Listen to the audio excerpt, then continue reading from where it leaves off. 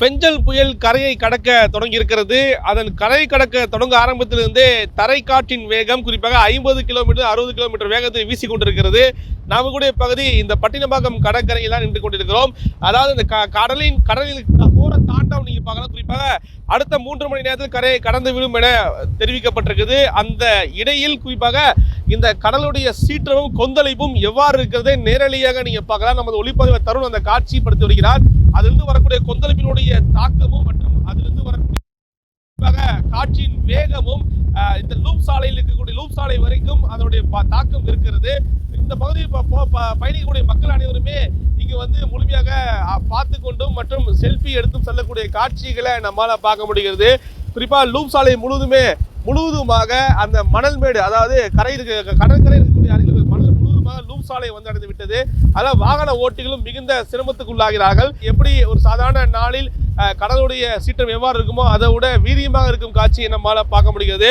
அதாவது கிட்டத்தட்ட கிளைமேக்ஸை நெருங்கி விட்டோம் என்று தான் சொல்ல வேண்டும். எப்படி கடந்த 27ஆம் தேதி மிக்ஜாம் இந்த குறிப்பாக இந்த பெஞ்சல் புயலை பொறுத்த வரைக்கும் கடந்த காலங்களில் சென்னையில் பல்வேறு புயலை பார்த்து மிக்ஜாம் புயலாக இருக்கட்டும் பல்வேறு புயலை பார்த்த வரலாறு உண்டு. ஆனால் இந்த பெஞ்சல் புயலை பொறுத்த வரைக்கும் புயலாக மாறுமா மாறாதா என்ற ஒரு குறிப்பாக ஒரு போக்கு காட்டியது நம்மளால பார்க்க முடியுது. இருந்தாலும் கூட அந்த போக்கு குறிப்பாக திடீரென்று புயலாக மாறியது கண்ணாமூச்சி காட்டி இந்த புயல் பாதிப்பை ஏற்படுத்தியிருக்கு தான் சொல்ல வேண்டும்.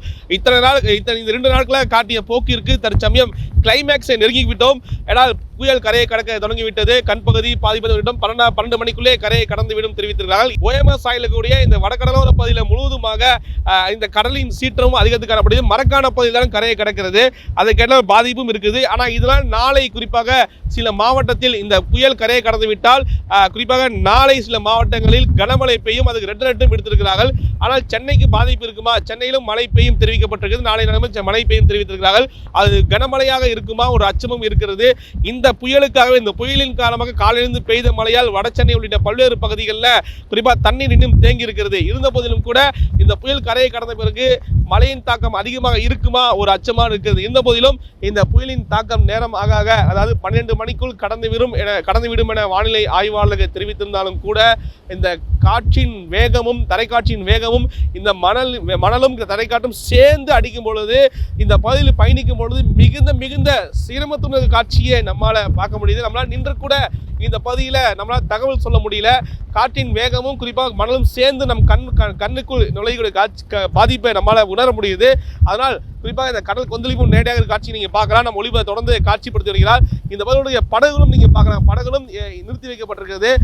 கரையோரம் இந்த படகு முழுமையாக இந்த கரையை தாண்டி வந்தக்கூடிய சூழலும் நீங்கள் பார்க்கலாம்.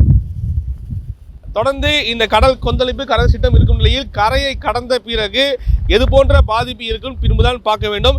இருந்த போதிலும் கடலின் சீற்றம் குறிப்பாக 12 மணி அளவில் கரையை கடக்கும்போது கடலின் சீற்றம் இன்னும் அதிகமாக இருக்கும் என வானிலை ஆய்வாளர்கள் தெரிவிக்கிறார்கள். ஜீ தமிழ் செய்திகளுக்காக ஒளிப்பதிவாளர் தன்னுடன் செய்தியாளர் நௌஷாத்.